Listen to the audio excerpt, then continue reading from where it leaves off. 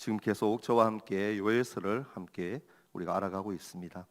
여러분, 요엘서는 모두 같은 주제가 반복되면서 또 그것이 반복될 때마다 더 깊은 영적인 의미로 반복적으로 발전되어져 가고 있음을 우리는 볼 수가 있습니다. 처음에는 반복되는 메뚜기의 재앙이 예고되고 있죠.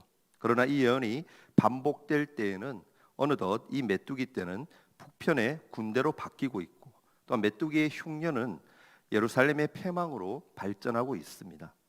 메뚜기의 흉년은 그럼에도 불구하고 그들이 회개하고 돌아올 때에 하나님은 다시 그들을 긍휼히 여기실 것이고, 또 그 땅에 다시 곡식과 열매가 풍성하게 맺힐 것을 약속하십니다.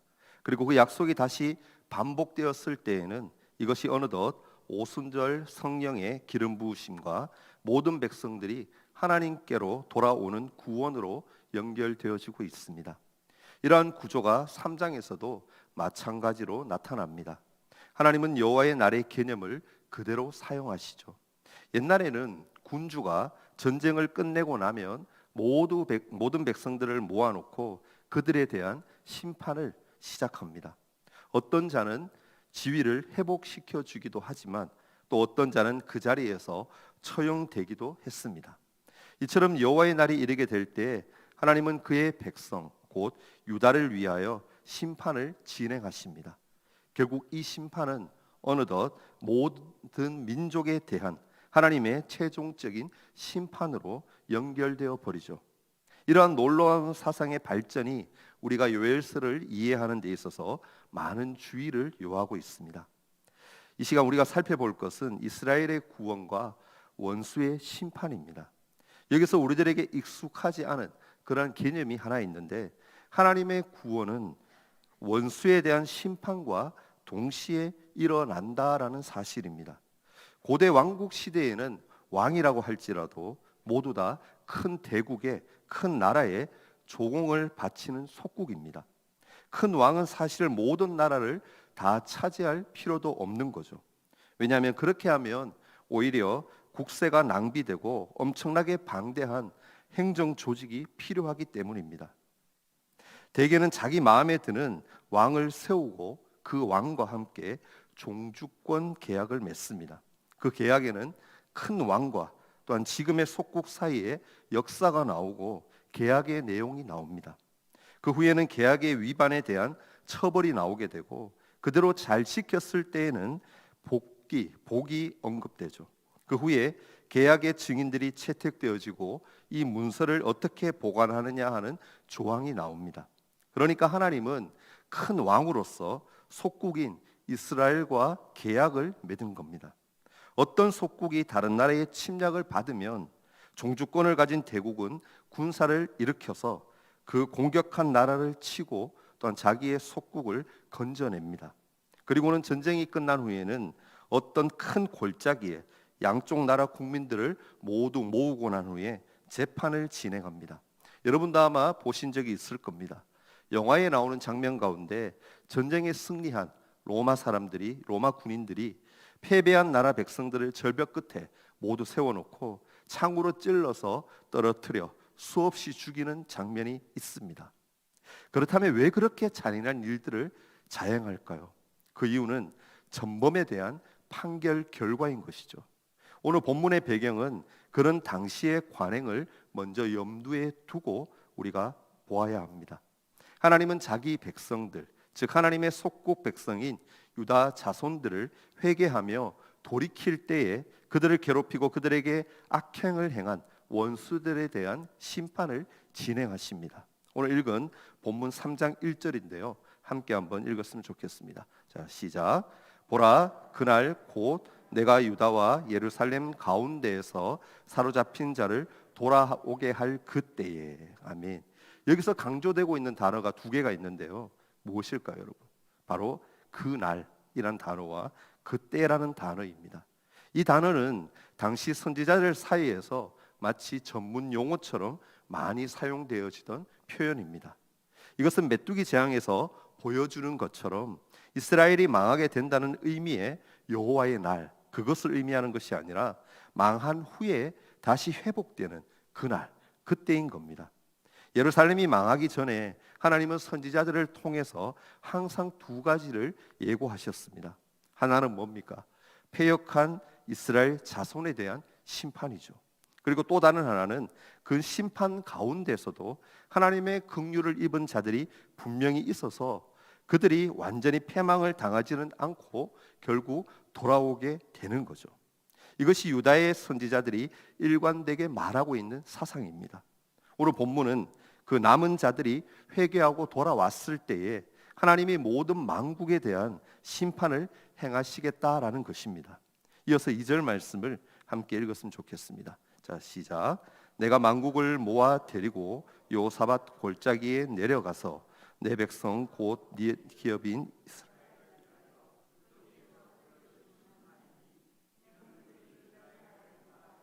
흩어버리고 나의 땅을 나누었음이며. 아멘. 이 본문을 바로 이해하기 위해서는 두 가지 문제가 먼저 해결되어야 됩니다. 하나는 뭡니까? 여호사밧의 골짜기가 과연 무엇을 의미하느냐입니다. 그리고 심판의 근거가 이스라엘 백성에 대한 태도에 있는데 그것이 과연 무엇이냐입니다. 우선 여호사밧의 골짜기라는 그것에 대해서 살펴봤으면 좋겠습니다. 사실 그것은요 분명치가 않습니다. 그러나 분명한 것은 뭐냐면은 이 본문이 주는 의미입니다. 더욱이 이 여호사밧의 골짜기라는 말 때문에 요엘서의 연대가 요야다의 반정 전 이세벨의 딸 아달랴가 섭정할 때라는 시기에 대해 더욱 동조하게 됩니다. 사실 남쪽 유다가 가장 위태로웠을 때가 언제이냐면은 아달랴가 섭정했을 때입니다. 그는 유다의 왕족이라는 왕족은 다 죽여버리죠. 그러나 어린 요아스는 시내의 손에 안겨서 성전으로 피하게 되고 대제사장 요야다가 아달랴를 몰아낼 때까지 그곳에서 자라게 되죠.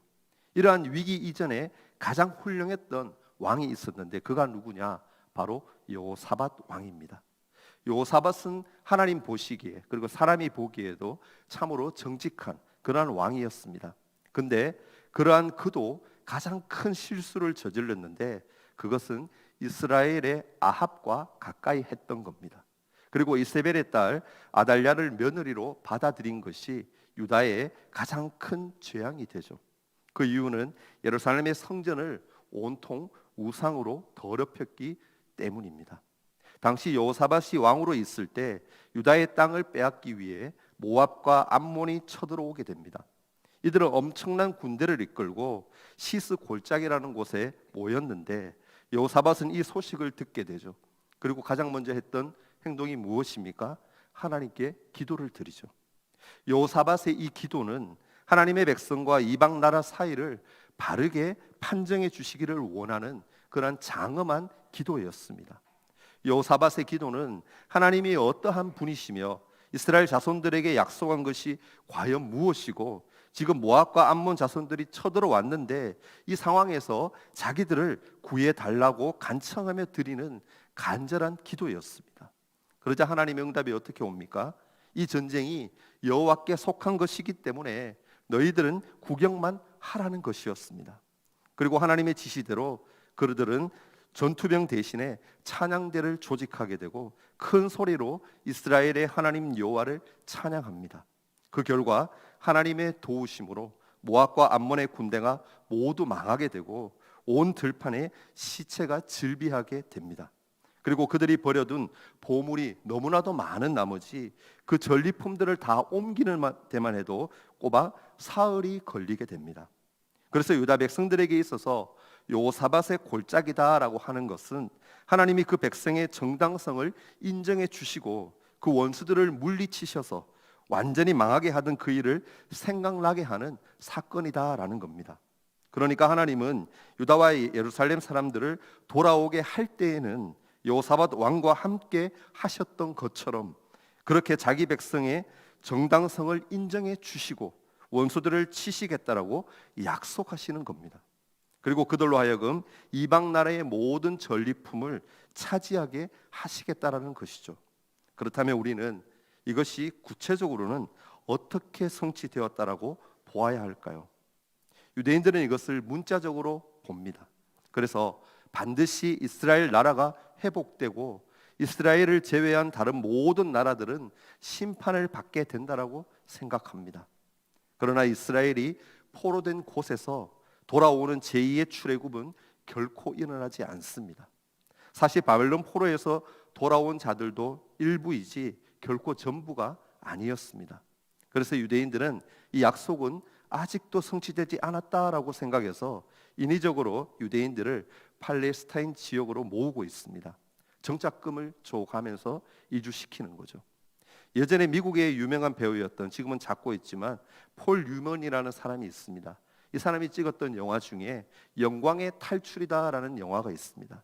이 영화는 소련에 살고 있던 유대인들이 이스라엘 본토로 나라를 다시 찾기 위해 돌아오는 그러한 내용인데, 이 영화의 영어 제목이 무엇이냐면은 바로 출애굽을 의미하는 엑소더스였습니다. 그렇게 본다라면 오순절 성령이 오신 것에 대해 베드로가 이것은 요엘서의 예언이 성취된 것이다라고 하는 이 해석은 영구적으로 해결할 길이 없어지는 것이죠. 초대교회 성도들은 그리스도의 부활을 제2의 출애굽으로 보았고, 성령이 오셔서 믿는 자들을 교회로 모으신 것을 이스라엘의 회복으로 본 것입니다. 사실 사로잡힌 자들이 돌아오는 것은 지역적으로 돌아오는 것이 아니었습니다. 그들의 중심이, 마음이 회개하고 하나님께 돌아오는 것이었죠. 그들은 그들이 있는 그 모든 곳에서 하나님을 믿는 신앙을 통해 하나님의 백성으로 돌아왔습니다. 그러면 여기서 하나님이 그 백성의 의로움을 판정하시고 또 그들의 모든 고통을 보응해 주시는 것, 그것은 어떻게 됩니까? 우리는 이 해석에 있어서 구약적으로 보게 되면 큰 딜레마에 빠지게 됩니다. 하나님은 분명히 믿는 자들을 돌아오게 하셨죠. 그러나 원수에 대한 심판은 지연되는 겁니다. 동시에 일어나진 않는 거죠. 이 문제로 가장 사실 고민이 많았던 사람이 누구냐면은 바로 세례 요한이었습니다. 세례 요한은 그리스도가 오시면, 예수께서 오시면, 메시아가 오시면 성령과 불로 세례를 주시고 이것을 통해 믿는 자에 대한 구원과 악인에 대한 그 심판이 동시에 일어날 것으로 그렇게 생각했습니다. 그러나 예수님은 어찌된 일인지 바로 심판하지 않으시고 계속 말씀만 전하시는 겁니다. 말씀을 전한다라는 것은 아직까지도 믿지 아니하는 자들에게 구원의 기회를 계속 주신다라는 거죠. 그러자 요한은 더 이상 기다리지 못하고 예수님께 자신의 제자들을 보냅니다. 그리고 뭐라고 얘기합니까? 당신이 정말 우리가 기다렸던 그 메시아가 맞습니까?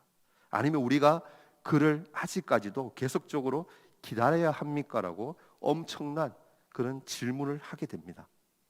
사실 복음서에 나타난 예수님의 이 비유가 이 비밀을 푸는 열쇠입니다. 예수님은 믿는 자가 하나님께 돌아오는 것과 최종적인 심판 사이에는 상당한 시각적인 간격이 있고 그 사이에는 위대한 초청이 있다라는 것을 드러내십니다. 땅끝까지 하나님의 초청이 확산되어져 가야 하는 것이죠. 그래서 우리가 이러한 신학적인 이해 없이 바로 구약을 보게 되면 이 요엘서 3장은 참으로 해석하기 어려운 말씀이 되어버립니다. 모든 백성을 모아서 심판하시기 이전에 하나님은 이 복음을 땅끝까지 전하게 하시고 또한 택하신 백성들을 하나님께로 반드시 돌아오게 하십니다. 물론 하나님을 거역하는 자들은 끝까지 거역하게 되겠죠. 그러나 그럼에도 불구하고 하나님은 그런 것에 전혀 개의치 않으시고 부지런히 부르신 자들을 진리로 인도하실 겁니다. 그러나 언제나 이렇게 복음만 전하시는 것은 아니죠. 하나님이 정하신 어느 한 시점이 되면 온 만국을 모아서 그들이 하나님의 백성에게 행한 것에 대해 일일이 그 죄를 묻고 반드시 심판하실 것입니다. 그리고 우리가 오늘 살펴볼 내용은 하나님의 백성에 대한 죄입니다. 하나님이 모든 백성들을 심판하실 때 그들의 도덕성에 따라서 심판하실 것 같지만 하나님은 그들이 하나님의 백성들에게 행한 것에 따라서 심판을 하겠다라고 하십니다. 요엘 선지자는 먼저 예루살렘이 다른 나라의 공격을 받아 포로가 되었을 때 그들에게 가장 악을 행했던 나라들에 대한 하나님의 보응에서부터 시작합니다. 예루살렘이 완전히 망하기 전에도 유다는 여러 번 아수르의 공격을 받아왔고 그때마다 그들 중에 많은 사람들이 노예로 잡혀갔습니다. 유다에는 사람들을 포로로 잡아 또한 전문적으로 장사하는 그런 사람들이 있었는데 그들이 바로 4절에 나오는 두로와 시돈 그리고 블레셋 사람들이었습니다. 이들이 노린 것은 세 가지였습니다. 먼저 가장 탐이 났던 땅이었죠. 그리고 두 번째는 뭡니까? 사람이었습니다. 백성들이었죠. 이들을 잡아서 노예로 팔지 못하는 것이 가장 배가 아픈 일이었습니다. 그리고 세 번째는 이들의 종교였습니다. 그들은 도대체 성전이 무엇이길래 그렇게 대단한 것이고 그것이 가지는 위력이 어떠한 것인지를 알고 싶어 했다라는 겁니다. 2절 하반절을 보면 이렇게 기록하죠. 이는 그들이 이스라엘을 나라들 가운데에 흩어버리고 나의 땅을 나누었음이며, 사실 이것이 이스라엘의 땅을 차지하지는 이들이 이스라엘의 땅을 차지하지는 못합니다. 그러나 주위의 모든 나라가 이스라엘의 땅을 차지하고 싶어서 수시로 탐냈다라는 것은 사실이죠. 나라마다 그 경계를 정하는 분이 누구입니까? 바로 하나님입니다. 영토를 넓히기 위한 전쟁은 사실 범죄이죠. 다윗이 약속의 땅을 위한 성전을 일으킬 때에는 하나님이 함께 하셨지만 그 범위를 넘어서 영토에 대한 욕심으로 군사를 일으키기 위해 인구를 계수할 때에는 하나님이 크게 진노하셨다라는 것을 우리는 잘 알고 있습니다. 그렇다면 다른 나라가 이 약속의 땅을 탐내는 것은 더욱 죄가 되겠죠. 이스라엘 자손들이 그 땅에서 쫓겨나는 것은 그들이 자기 주권자인 하나님께 대한 불성실 때문이지 다른 민족들이 잘나서 그랬다는 것이 아닙니다. 또한 그들은 이스라엘 백성들을 아주 싼 값에 노예로 팔아버립니다. 3절 말씀을 보면 이렇게 기록하고 있죠. 또 제비 뽑아 내 백성을 끌어가서 소년을 기생과 바꾸며 소녀를 술과 바꾸어 마셨음이니라.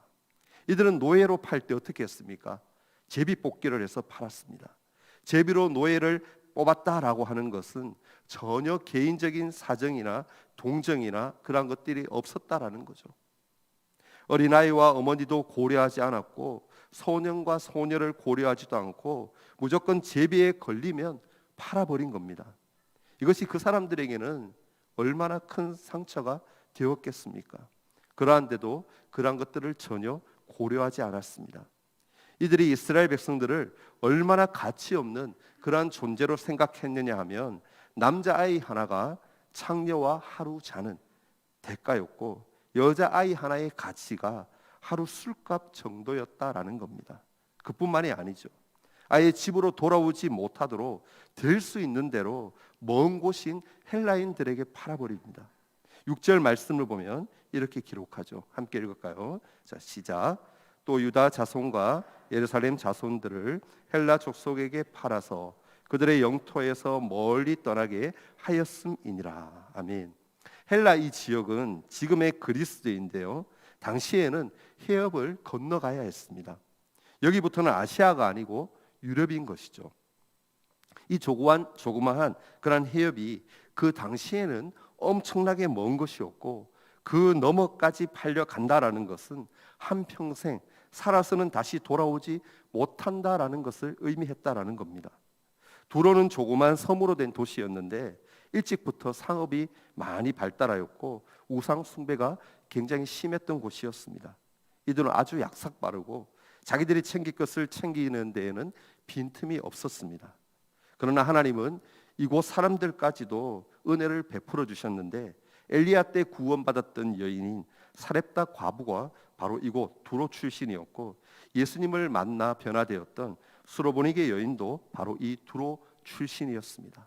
그리고 그들은 더 나아가서 성전을 노략해서 성전의 보물들을 자기들의 신전에 갖다 두기 시작합니다. 5절 말씀 함께 읽을까요? 자, 시작.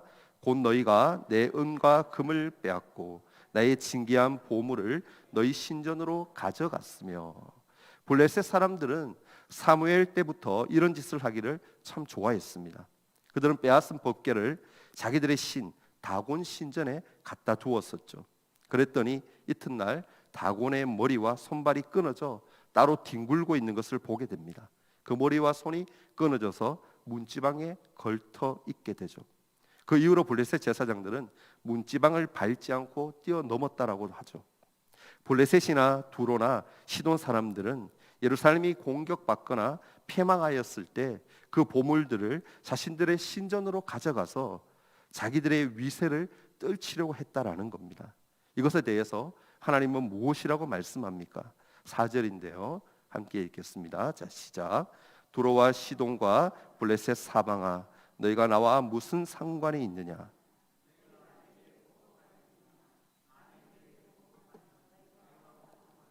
내가 신속히 너희 머리에 돌리리니. 아멘. 여기서 너희가 나와 무슨 상관이 있느냐라는 이 말은 어찌 보면 나랑 한번 해보겠다는 거냐? 아니면 할 테면 한번 해봐라. 너희 같은 것은 아무것도 아니야 라고 하는 그러한 의미가 들어있다고 생각하면 좋을 것 같습니다. 여기서 우리는 왜 하나님이 이스라엘 백성들에 대한 학대를 하나님이 직접 갚으려고 하시는지 그 이유를 발견할 수가 있습니다. 결국 하나님이 자기 백성들을 치시는 이유는 그들을 훈련하시고 또한 바로잡기 위해서라는 것이죠. 마태복음 25장에서 보면 예수님은 마지막에 모든 민족을 모아 그들을 두 부류로 나누어서 상급과 또한 징벌을 주시게 될 것이다라고 말씀합니다.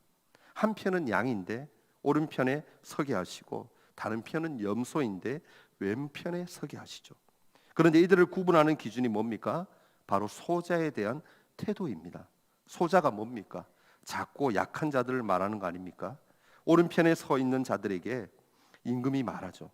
창세로부터 예비된 것을 너희에게 상속하는 것은 그들이 내게 줄일 때에 먹을 것을 주었고 또한 목마를 때에 마실 것을 주었고 나그네 되었을 때에 영접했고 또한 병들었을 때에 돌아보았고 옥에 갇혔을 때에 찾아갔기 때문이다라고 말합니다. 그러자 이들은 깜짝 놀라면서 이렇게 얘기하죠. 자기들은 그렇게 한 적이 없다라는 겁니다. 그러자 주님은 소자에게 한 것이 곧 나에게 한 것이다라고 그렇게 말씀합니다. 여기에서 소자는 누구를 말합니까? 저는 고난 가운데 있는 성도들이라고 말하고 싶습니다. 더 나아가 주님은 고난당하는 그리스도인들이 바로 주님 자신이라고 말씀하시죠. 그리고 그들에 대한 태도가 지금 내가 어떤 영역에 있는가를 보여준다는 것이죠. 어떤 사람들은요, 성도가 고난당할 때 함께 마음 아파합니다. 왜냐하면 그 고통에 나도 포함되어져 있기 때문입니다. 그가 고통당하는 것은 주님의 뜻에 순종하기 위해서이고 그의 고난 속에 나의 고난도 들어있는 겁니다. 고난당하는 성도를 생각하는 이 마음이 저는 참으로 귀하다라고 생각이 듭니다. 우리가 여러분 기억해야 될 것이 있습니다. 주님이 말세 때에 최종적으로 오셔서 우리에게 교회에 몇 번이나 너희가 참석을 했느냐, 헌금 액수가 얼마였느냐라는 것으로 신앙을 평가하시는 것이 절대로 아닙니다. 고난받는 성도들과 함께 얼마나 그 아픔을 함께 나누었느냐라는 것으로 그 믿음을 판단하실 것입니다. 왜냐하면 그것으로 사람의 중심을 가장 정확히 읽을 수 있기 때문입니다. 우리 속담에 이런 말이 있습니다.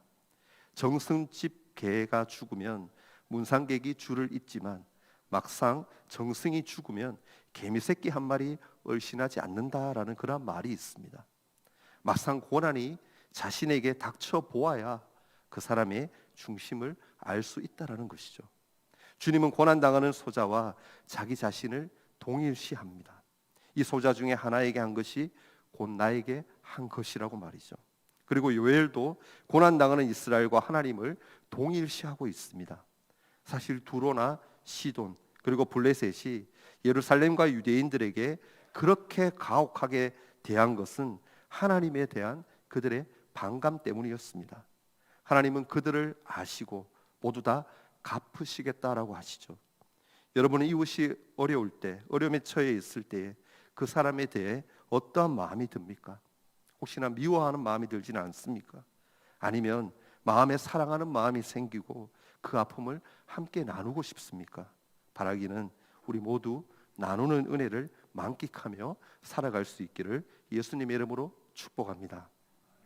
말씀을 통해서 깨닫게 되는 것은 하나님은 자기 백성의 정당성을 인정해 주신다라는 것입니다. 물론 하나님 백성들의 원수에 대한 심판은 최후의 순간까지 유보되죠. 그러나 지금도 우리는 우리의 억울함과 정당함에 대해 하나님께 호소할 수 있습니다. 시편에 보면요, 몇 개의 저주의 시가 있습니다. 그 대표적인 것이 바로 시편 109편입니다. 그 내용을 보면 자기를 힘들게 한 자의 부인이 과부가 되고 그의 자식은 고아가 되게 해주시고 자손이 모두 다 끊어지게 해주시고 빌어먹으며 살게 달라라는 그러한 내용들이 많이 있습니다. 사실 이런 내용은 우리를 굉장히 당황스럽게 합니다. 그러나 결국 그의 중심은 하나님 앞에서 자신의 의로움을 호소한 것이었습니다. 주위에 아무도 자신의 정직함을 알아주지 않았습니다. 어느 누구도 나의 고난의 의미를 알아주지 않았습니다. 그러나 이 시편 기자는 하늘이 뚫려 있다라는 것을 발견한 겁니다. 그것을 알고 자신의 의로움과 원수의 거짓됨을 적극적으로 호소했다라는 것이죠. 우리는 신약에서도 이러한 장면을 볼 수가 있습니다. 대표적으로 스데반 집사입니다. 이 스데반 집사에게서 우리는 이 하늘 법정의 모습을 볼 수가 있습니다. 알다시피 공회에 모였던 사람들은 모두 다 스데반에 대해서 유죄를 선언합니다. 왜입니까? 그가 하나님과 성전을 모독했다라는 것이죠. 종교적인 죄인이라는 겁니다. 이것보다 더 억울하고 애매한 것도 사실 없는 거죠. 그럼에도 불구하고 스데반은 자기 주위에 자기 편이 아무도 없다라는 것을 또 발견합니다. 그러나 그가 하늘을 향해서 바라보았을 때 예수님이 하나님 앞에서 자기의 의로움과 정당함을 증거하고 있는 것을 보게 되죠.